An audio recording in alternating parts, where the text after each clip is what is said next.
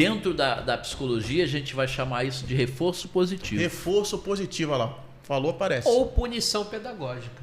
Punição pedagógica é bonito, né? Porque Porque não é um reforço positivo, Não, é um reforço negativo. É o reforço negativo. De que maneira? Por exemplo, se você tem uma premiação quando você anda no caminho, Ou você seja, também tem um ajuste quando você foge dele. Ou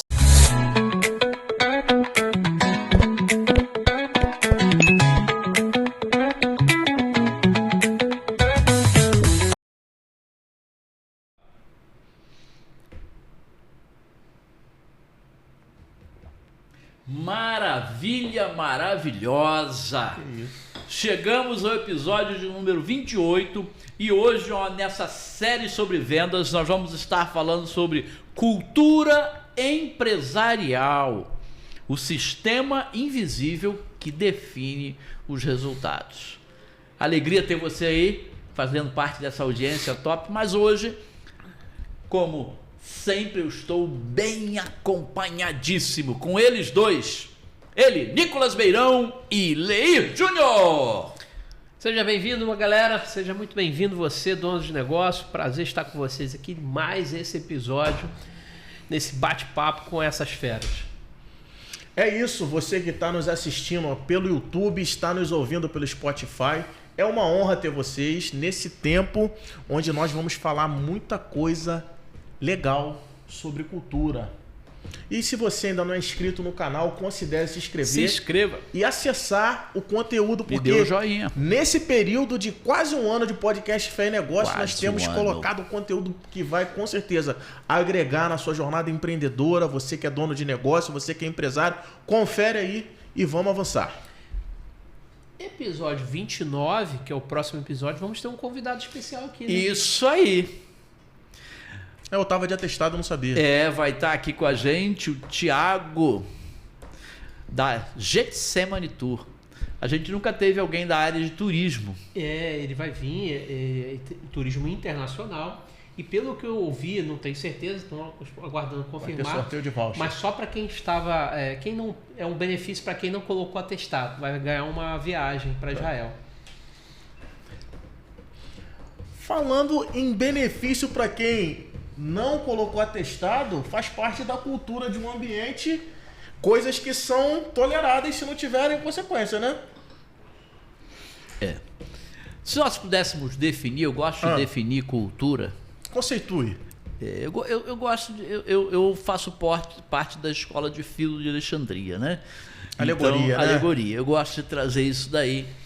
A cultura é como de uma empresa, de uma casa, de uma família, de uma igreja, de um ambiente. Ela é como um rio. O rio precisa ter as margens bem definidas. Por que a gente, nesse período aí de fortes chuvas aí, tem muito transbordar, tem aquela calamidade? Porque o rio estava assoreado, ele não estava bem limpinho para poder a água correr. Então, o que acontece? Se você tem as margens bem definidas na sua empresa, quando a chuva cai, e a chuva quem é? A chuva é o cliente, a chuva é um colaborador que está entrando agora, a chuva é alguém que está querendo participar desse grupo. Se as margens estão bem definidas, ele entra ali e segue o fluxo. A água leva. Agora, se as margens estão assoreadas, quando ele está parando, ele está vazando, a água está parada, quando ele chega, seja o cliente, seja um colaborador, ele tem tempo de questionar, porque a cultura não está bem estabelecida. E alguém já disse o seguinte, eu vou mandar essa e vou passar a bola e vou deixar com vocês. Alguém já disse o seguinte: comportamento permitido é comportamento ensinado. Então, até aquilo que a gente permite afeta a nossa cultura. Agora é com vocês. Resumindo, cultura não é aquilo que está escrito na parede. É aquilo que as pessoas fazem de forma automática. A falta de cultura numa empresa, numa organização, ela não permite que o dono se ausente. Porque ele tem que estar ali para toda hora ficar falando. Por isso que existe aquele ditado que acaba se tornando um mantra para muitas pessoas, que o olho do dono engorda o boi. Quando, na verdade, esse olhar ele tem que ser estratégico, sistêmico e pontual. Não operacional ao ponto SP. que vá fazer com que as coisas girem. É SP. Porque a cultura, ela está alicerçada em uma coisa chamada rituais. Quando não existe rituais, não existe construção e fortalecimento de cultura. Rapaz, o Nicolas mudou. Depois que ele sentou aí nesse lugar, ele ficou. Deu uma encorpada aí que ficou. E essa cadeira. Então, o que acontece? Tô entendendo. Quando você tem rituais construídos, Nicolas, que seriam esses rituais? Vamos um passo antes, Lei. Se você não tem um propósito, um objetivo, que a gente vai chamar de missão do negócio, não existe um porquê poderoso para todo mundo se alinhar. Se eu não tenho os valores que eu comunico internamente, que vão ditar como as coisas vão acontecer dentro de uma organização, valores como, Nicolas? Respeito, produtividade, são exemplos de valores. Resultado, ética, são valores. Se eu não tenho isso e eu não vivencio, não comunico e não externalizo e não metrifico isso, eu não consigo estabelecer parâmetros. Por isso que existe um documento, na verdade são dois, Jardel, que a gente constrói, principalmente no momento que a gente está implantando a parte de gestão de pessoas numa empresa, que é, primeiro, o regimento interno do negócio e o código de conduta. O regimento interno vai dizer muito bem que a gente pode traduzir ele como as regras do jogo. O que pode e o que não pode ser feito. O que é tolerado e o que não é tolerado. O que é tolerado e o que não é tolerado. E o código de conduta. Como você procede dentro do que é tolerado e do que não é tolerado? Não é tolerado. Exemplo. Atestado médico no podcast Fé e Negócios. Foi dado um atestado. Logo, quem apresentou o atestado ficou excluído da viagem para Israel. Prática na prática. Isso aí é uma outra coisa que você precisa conversar com dá pra dar o diretor. Mas o que acontece é o seguinte. Por exemplo, atestado. O que o regimento interno vai dizer lá? O atestado ele tem que ser entregue até 24 horas depois, 48 horas depois, da seguinte maneira. Não 30 dias depois. Exatamente. Né? Muito bem colocado. Então, o que... E depois ainda quer viagem. 30 dias depois ele chega com a cara deslavada, com alinhamento desalinhado. Com o mundo tecnológico hoje que você poderia enviar pelo WhatsApp. Com alinhamento desalinhado. Me entrega ali Eu tô entendendo. Enfim. Eu tô entendendo o que tá acontecendo aqui. Aí o que acontece? São dois documentos fundamentais para a gente começar a estruturar isso. Mas a cultura, ela não está somente naquilo que o que fazer, como fazer, o que pode ser feito, como pode ser feito, não pode ser feito. Mas sim... Não é baseada só em regras. Exatamente. Mas a gente falou de um grande porquê. Um outro ponto-chave é a visão. Para onde a gente está indo?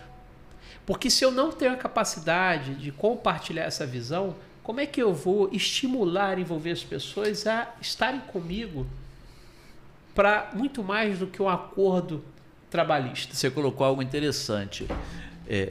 Comunicar a visão. E comunicar a visão vai muito para além só de um documento escrito. Sim, exatamente. As cores, a decoração, o ambiente, a harmonia, o som, o tom de voz. Tudo vai comunicar a visão para que haja cultura ali. Eu estava lendo, não sei se foi você que mandou alguma coisa para mim, sobre a transição do McDonald's. Foi eu que mandei. Foi você, né?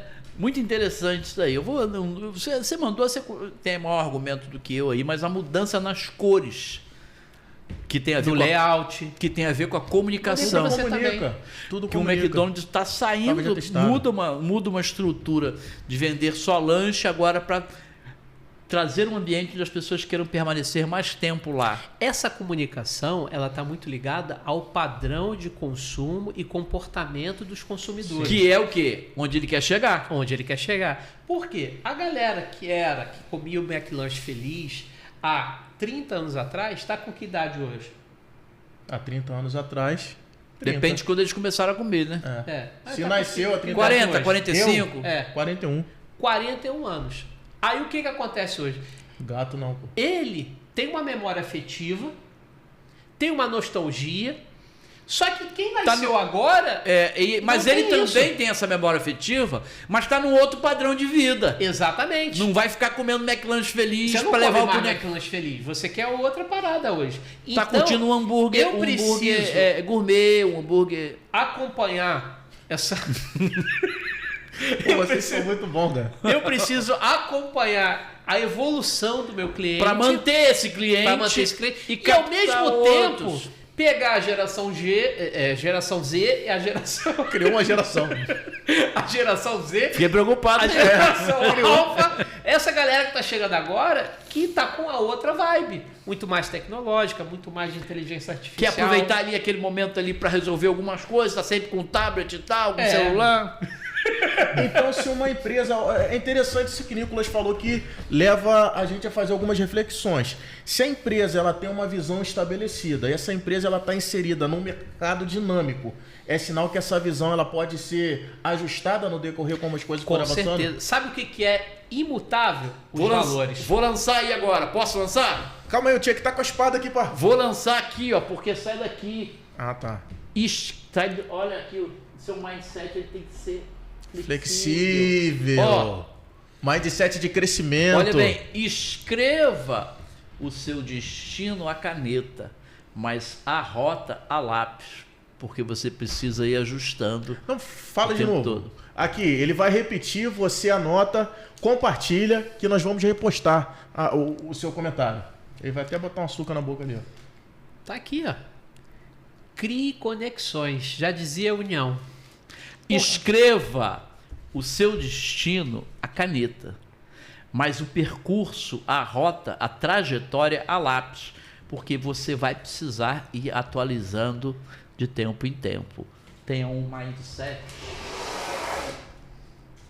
flexível. O propósito é definido. A visão para chegar nesse propósito é o que faz com que nós tenhamos uma missão, que é aquilo que a gente faz todo dia para chegar à visão, para alcançar o propósito. O propósito não muda. E para isso eu preciso ter os rituais bem estabelecidos. Que rituais são esses? Reuniões, processo de desenvolvimento, que é o que a gente vai chamar de PDI, que é um plano de desenvolvimento individual de cada colaborador de liderança. Mudou também, porque um tempo atrás era PDPP. Conforme o McDonald's se atualizou, o PDPP virou PDI. A gente vai ter processo de feedbacks e eventos de cultura, onde a gente fortalece e relembra o motivo, os valores, de várias maneiras. Esses eventos, eles vão celebrar aquilo que a gente quer fortalecer e ignorar aquilo que a gente não quer que seja lembrado. Porque um sábio já disse, não fale aquilo que você não quer que seja lembrado. Então o que é tolerado e o que não é faz parte da cultura também. Sim. E o que é premiado faz parte fortalecedor da cultura. Consolida. Dentro da psicologia a gente vai chamar isso de reforço positivo. Reforço positivo, olha lá. Falou, aparece. Ou punição pedagógica. Punição pedagógica é bonito, né? Porque não é um reforço positivo, é um reforço negativo. É um reforço negativo. De que maneira?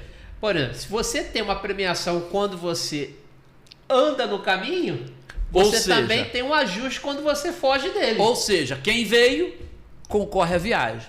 Quem botou atestado, não concorre.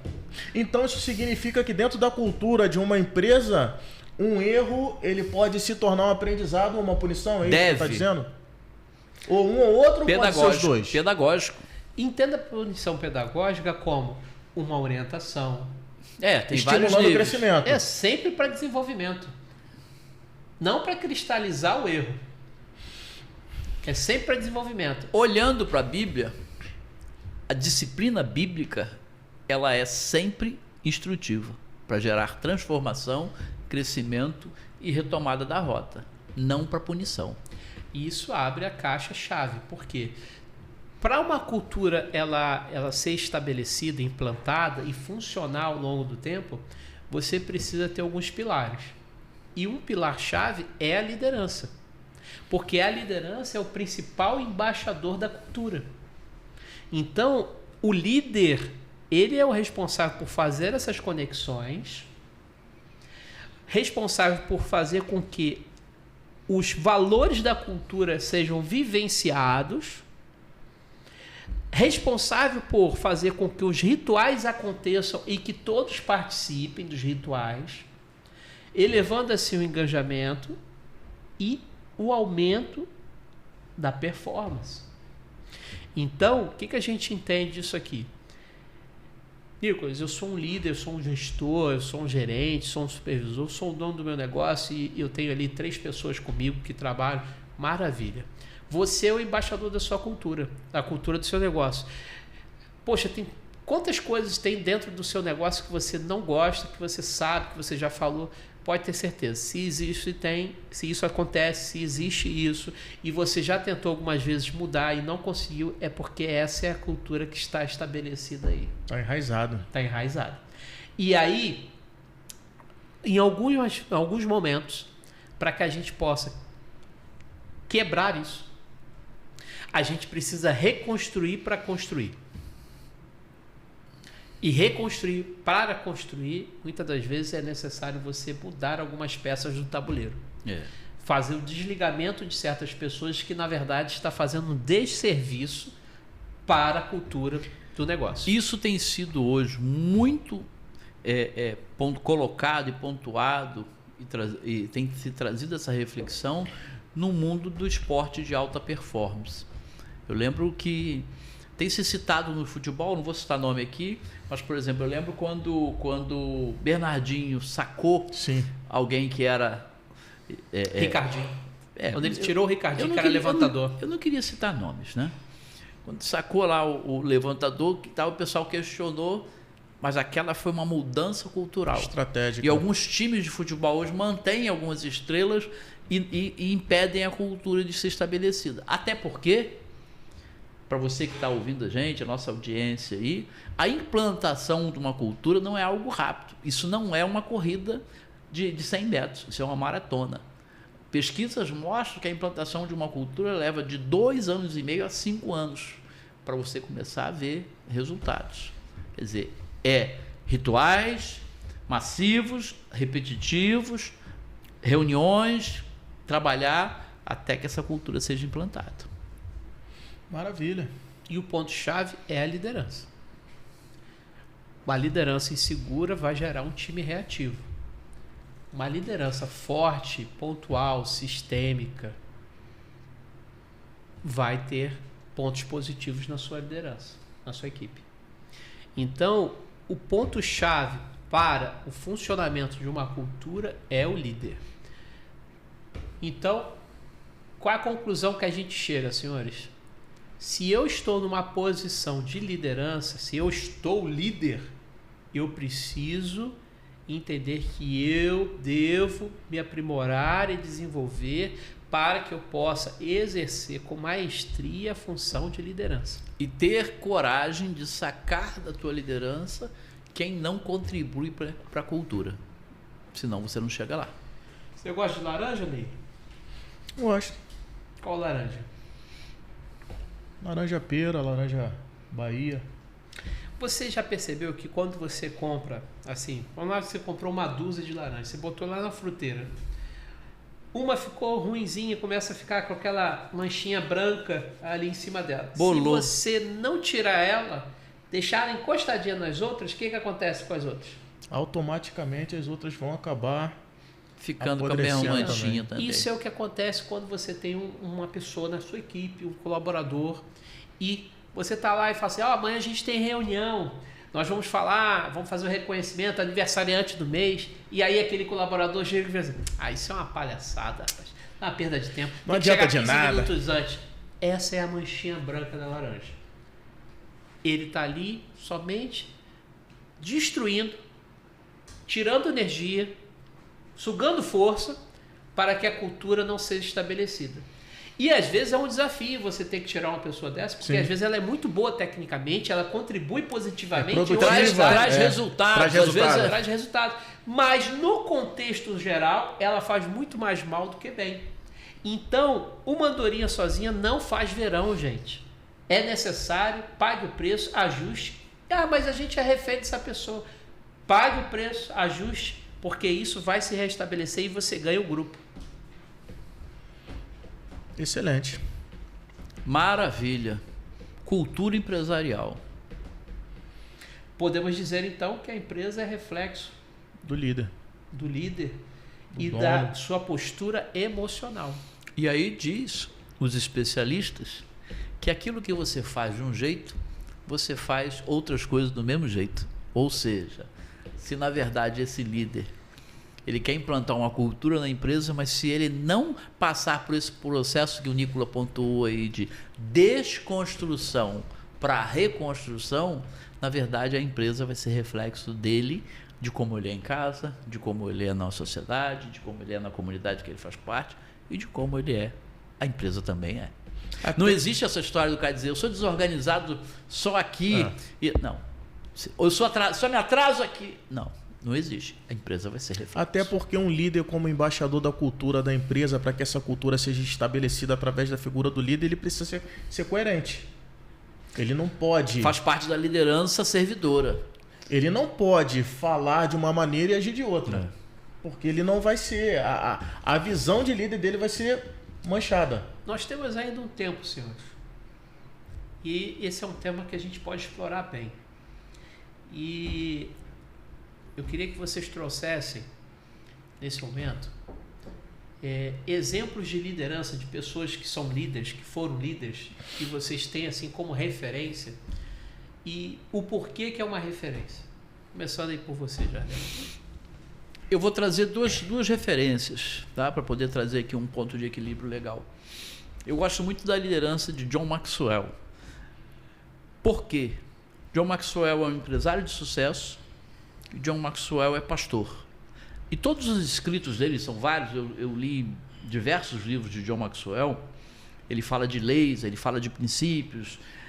Ele consegue equilibrar as duas coisas, que é um desafio. Por quê? Num contexto eclesiástico, você trabalha com voluntariado. Então, num contexto empresarial, você trabalha com colaboradores. Remuneração. O segredo aqui é você ter colaboradores com um coração de voluntariado e colaboradores com um coração de voluntariado com coração de colaboradores. Esse é o segredo para as duas instituições. Chave poderosa essa. Na instituição empresa, ter colaboradores que têm um coração de voluntariado, e na instituição eclesiástica, ter voluntários com coração de colaboradores. Esse é um exemplo de liderança que eu gostaria de chamar a atenção. Um outro exemplo é um exemplo bíblico, que é o Neemias. Do livro de Neemias, os estudos dos livros de Neemias, a gente pode tirar, pelo menos eu tenho um estudo feito com 21 leis de liderança de Neemias, e que são coisas fantásticas, desde ter o coração contrito, estabelecer a visão, a maneira certa, implantar a visão primeiro na liderança, tempo de solitude, implantar a visão na liderança, motivar o povo e saber discernir o que é importante e o que não é importante, o que vem minar. Então eu queria deixar esses dois. E quem sabe aí a gente não traz aí um e-book dessas 21 leis de Neemias e compartilha. Vamos pensar sobre isso. Se você gostaria disso aí, deixa aí um eu quero. Eu poderia citar vários exemplos aí de pessoas que eu admiro, que tem uma liderança relevante para essa geração. Mas como a gente está próximo aqui, eu gostaria de citar o mestre. Que isso? Fazer.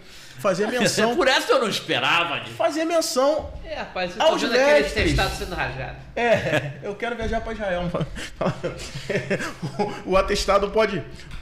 Porque é uma pessoa que a gente convive de perto e liderança, ela é peripatética.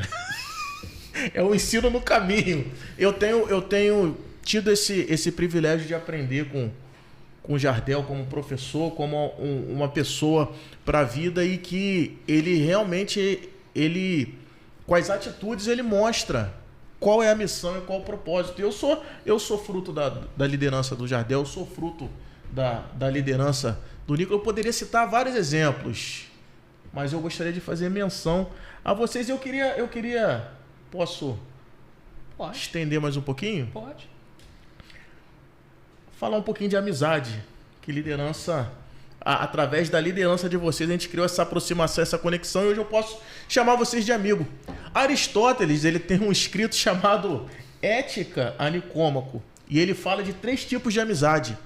A amizade da utilidade, que é aquela amizade que existe uma troca, onde eu posso proporcionar e também posso receber. Ele fala da amizade do prazer, que ele cita essa amizade como aquela amizade mais relacionada à época de adolescente, onde se junta para fazer aquelas coisas, vamos pular ali, vamos pegar aquela fruta. E ele cita a amizade que é a mais valiosa, que é a amizade da virtude, onde ainda que tenha interesse, ainda que tenha prazer, mas existe algo que está para além disso, é essa amizade que vocês me proporcionam. Por isso eu cito vocês como exemplo de liderança. Fiquei até emocionado agora. Obrigado, amigos. Obrigado. Não imaginava tal coisa. Essa me pegou de surpresa. Bom, obrigado por essa citação, né? Eu que agradeço. Não sabia. Fico feliz em saber que tenho podido ser relevante na tua vida. Com certeza. Mas muito obrigado. Como você mesmo fala algumas vezes, a recíproca é verdadeira. A gente vai ter várias referências, né? De líder profissional e referências de líderes que a gente pode beber de maneira acadêmica. Sim. Mas eu preciso deixar registrado aqui a maior referência de liderança Sim. que existe na face da Terra, que é Jesus Cristo. Porque, veja bem, eu estou falando de uma liderança que ela tem o viés espiritual e ela tem o viés de realizar um objetivo e envolver as pessoas para a realização desse objetivo, que essa é a missão da liderança. Dar continuidade. Dar continuidade. Então, Jesus Cristo, ele conseguiu reunir 12 pessoas distintas, cada uma com seus desafios e suas personalidades, seu jeito, e fazer com que elas trabalhassem em prol de um propósito, de um objetivo. Esse é o maior exemplo de liderança, porque nós vamos caminhar e ver que ele deu feedback quando precisava ser dado, discipulou quando necessário, advertiu quando precisava ser advertido, apoiou, acolheu, ou seja, tudo aquilo que um líder faz. Ele delegou, transferiu autoridade. Entendeu que ia ter gente que não ia corresponder. Entendeu que nesse processo tem pessoas que elas vão se excluir no caminho, que vão trair, porque faz parte também, e está tudo bem. Mas também, nesse caminho, a gente tem o reconhecimento. Então, é o maior exemplo. E eu quero deixar aqui 2 pontos que eu acho muito legais. Que o maior objetivo do líder é fazer isso aqui. No livro de 2 Reis, capítulo 13, do 14 ao 19, vai falar que Eliseu ele dá uma orientação ao rei Joás. E ele diz assim, então ele disse, toma as flechas, e ele as tomou.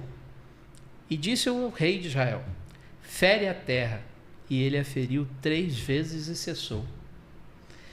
Então um homem de Deus se indignou muito contra ele e disse: 5 ou 6 vezes a deverias ter ferido. Então feririas os sírios até consumir, porém agora só 3 vezes ferirás os sírios. Esse é o maior desafio da liderança. É fazer com que as pessoas não coloquem limite para elas mesmas. De entrega, de envolvimento, de participação. Porque todo mundo pode viver intensamente tudo e pode sempre entregar muito mais no sentido de engajamento. E é desafiador numa jornada, principalmente dentro, como o Jardel separou, a questão do voluntário, que é diferente dentro de uma organização, e conseguir unir esses 2 corações, esses 2 princípios, é um desafio. Dentro de uma organização, você fazer com que a pessoa, porque ela começa num nível, e depois, ao longo do tempo, esse nível ele vai caindo, né? Mas tudo que estava combinado antes permanece, só que a motivação, às vezes, dessa pessoa diminuiu, a entrega dela diminuiu, a performance dela diminuiu, e não é por questões técnicas, e sim emocionais e outros motivos mais. E aí a gente utiliza uma coisa chamada que é o princípio dos 3 R's, que quando a gente vai fazer um reconhecimento, né, de uma pessoa, a gente tem a remuneração, que é um acordo que foi feito, é um contrato de trabalho. A gente tem o reconhecimento, e esse reconhecimento, ele é, na verdade, em cima de algo que ela cumpriu, para além do combinado. E nós temos o 3º R. Recompensa. Que é a recompensa por algo que ela alcançou, que foi estabelecido como meta. Então, toda vez que a gente faz isso, a gente está lançando um desafio e uma recompensa. Um desafio e uma recompensa. Eu estou sempre estimulando, porque todos nós precisamos de recompensa e todos nós precisamos de desafios. Mas o líder, ele é a chave de fazer com que isso funcione de uma maneira harmônica. E aí tem aquela frase, eu termino com aquela frase que a gente utiliza em alguns treinamentos, que é de Harvard, que diz o seguinte, né, a liderança é o impacto que você gera nas pessoas com a sua presença e o que você faz com que esse impacto dure na sua ausência. Então, essa frase representa exatamente Jesus Cristo. Durante os seus 3 anos de atuação de ministério na Terra, ele causou um impacto em todas as pessoas que ele teve a oportunidade de tocar e se aproximar. E esse impacto dura até hoje. Até hoje. Então, você ouviu aqui o Jardel, ouviu o Lei, está me ouvindo, e você vai ouvir outras pessoas. Se você é um líder, pense bem nisso. Muito além do que gerar um resultado, alcançar uma meta, é o quanto que você está causando de impacto nessa vida dessa pessoa, tá deixando ela melhor. Quanto de você vai ficar ali após, sei lá, a mudança de emprego, após qualquer outra coisa. E se você quiser entender um pouco melhor isso, vai lá atrás, porque a gente tem um episódio que trata só desse assunto. Isso é legado. A gente tem um episódio sobre legado. Legado. A neurociência comprova hoje, é comprovado que nós somos a média das 5 pessoas que nós convivemos com mais proximidade. Isso significa que nós somos influenciados e em algum nível nós influenciamos também. Sempre, né? E o líder é aquela pessoa que usa o exercício da influência positiva para transformar a vida de pessoas, mostrando seus potenciais e também as suas fragilidades, para que essa pessoa venha a ser uma pessoa melhor. E a sabedoria bíblica já falava que aquele que anda com sábio se torna sábio, o que anda com tolo se torna tolo. Então, para a gente encerrar, antes de você começar a estruturar a cultura e implantar, ou começar a reconstruir a cultura do seu negócio, comece pela liderança. Porque uma das coisas que é a fase principal da liderança é o exemplo. Então, se o líder ele não é um exemplo daquilo que você quer da cultura, eu vou ter um problema aí. Então, antes de você começar a implantar a cultura e começar com a liderança, comece com você. Você é o seu maior patrimônio. Maravilha. Quem encerra? Sou eu. Então. Rapaz, esse podcast... reflexivo. Poderoso. Muito obrigado você que nos acompanhou até o final. Se você chegou até aqui e ainda não se inscreveu, se inscreva no nosso canal. Lembre-se que nós também estamos também no Spotify para você estar fazendo o seu exercício, durante a viagem do seu carro, ouvindo os conteúdos que vão agregar na sua vida. E até o próximo episódio. Abraço. Valeu. Bora!